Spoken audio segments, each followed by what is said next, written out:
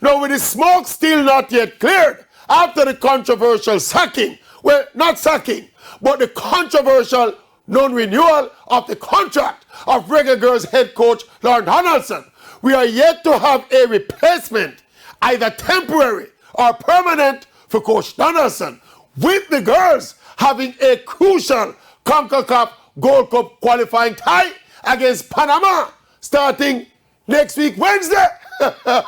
So we're looking at a coachless Reggae Girls team set to travel to Panama next week for the first of a two-leg tie.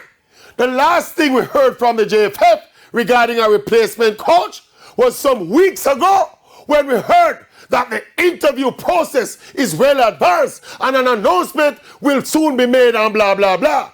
And look, even if the JFF names the coach tonight, how much preparation time will the new coach have with the girls going into these crucial fixtures?